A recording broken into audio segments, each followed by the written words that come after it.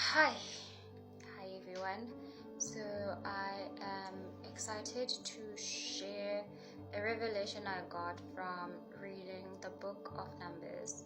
So we're reading chapter 20 from verse 8.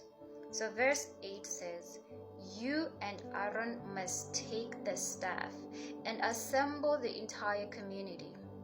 As the people watch, speak to the rock over there, and it will pour out its water. You will provide enough water for the rock to satisfy the whole community and their livestock." Moses did as he was told. He took his staff from the place where it was kept before the Lord. Then he and Aaron summoned the people to come and gather at the rock. "Listen, you rebels," he shouted. "Must we bring water from this rock?" Then Moses raised his hand and struck the rock twice with the staff, and water gushed out, so the entire community and their livestock drank their fill. But the Lord said to Moses and Aaron, "Because you did not trust me enough to demonstrate my holiness to the people of Israel, you will not lead them into the land I am giving them." Now the place was called Meribah, because there was an argument between the Israelites arguing with God concerning their current situation. So now what happened was Moses had released the Israelites from captivity in Egypt.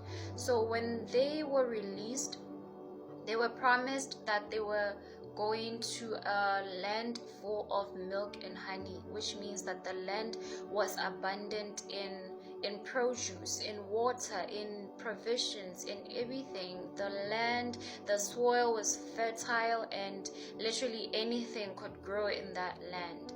So while they were en route going to the land of milk and honey, they were moving through a desert, and there was no water. So the children of Israel kept on arguing and protesting that Moses had led them out from Egypt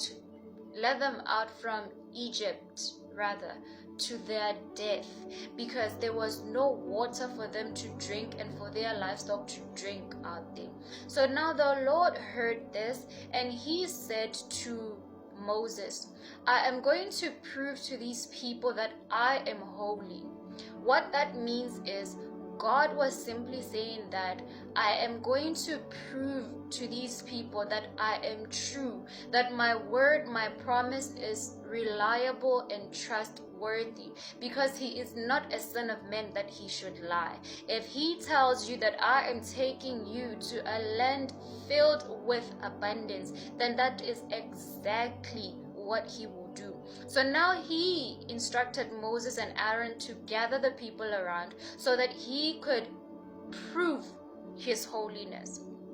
So in him proving his holiness, he said to Moses, "I want you to speak to that rock over there, and in you speaking to it, water will come out." So now this is where it gets interesting for me.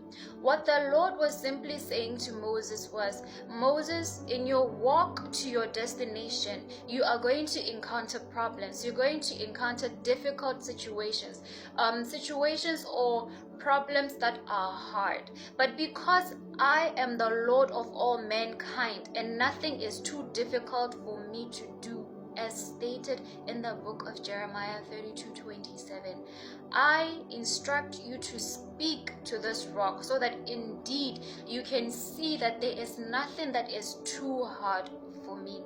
So now Moses goes on and strikes the rock instead of speaking to the rock. So now the Lord was not pleased, because he was trying to teach him the right principle that he should use anytime he encounters a difficult situation.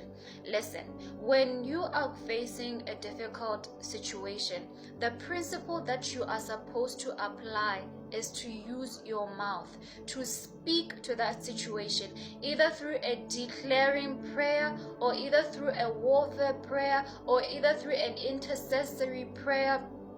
It depends on what the cause of your heart problem is. So on another time, I will talk about different kinds of prayers and how to pray for different things.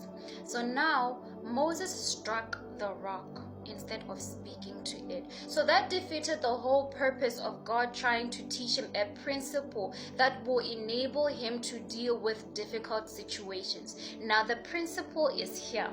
The principle is, when you are faced with a hard situation, the thing that you are supposed to do to make sure that a solution springs forth is to speak to the hard situation, or to speak to that difficult situation. Why must you speak? The book of Job 22:28 says, "You shall speak a thing and it shall be established." What that means is, whatever declaration that you made, it is established exactly as you have spoken it, which is why in the book of Genesis, the Lord said, "Let there be light." And because it is exactly what he was speaking, it happened how he spoke it. Because the principle is, you speak to a situation and a solution for that situation erupts. The problem was there was darkness and God wanted light. And he said, "Let there be light." And there was light. What a hard situation are you experiencing currently? Is it unemployment? Is it lack? Is it poverty? Are you heartbroken? Are you overwhelmed? What you need to do is speak to that hard situation, because you know that the Lord God Almighty can do anything, and there is nothing too hard for him. If you can adopt this principle and use it instead of complaining, instead of feeling sorry for yourself, you will go a long way.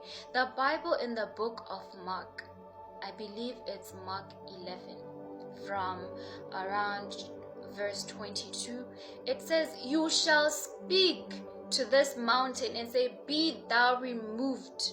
It doesn't say you shall say to a mountain, "Why are you too difficult? Why are you too hard? Why are you, why are you being so hard on me? Why is life being so hard on me?" Speak to your life.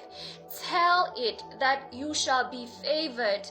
Favor shall surround you like a shield. That every time when you go out to drop your applications, that every time when you go after opportunities, you will not be rejected. That shield of favor shall shield you from rejection. Out of 1,000,000 people, out of 1,000,000,000 people, it is you that will be selected, because you know that what you speak is established how you have spoken it, which is why God was simply teaching Moses that when you are on your way to your destination, you will encounter hard situations, and this is how I want you to deal with them. Listen, the Bible also says that our weapons are not carnal. So Moses tried to use physical force by striking the rock twice with the staff, which was not what was required. You cannot deal with things from a physical point of view, because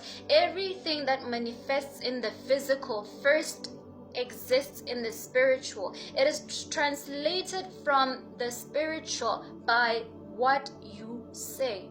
So when you say, "Let there be light," light is transferred from the spiritual realm and it manifests into the physical. When you say, "Let there be a job opportunity for me," exactly what you have spoken will be created and shall be established how you have spoken it.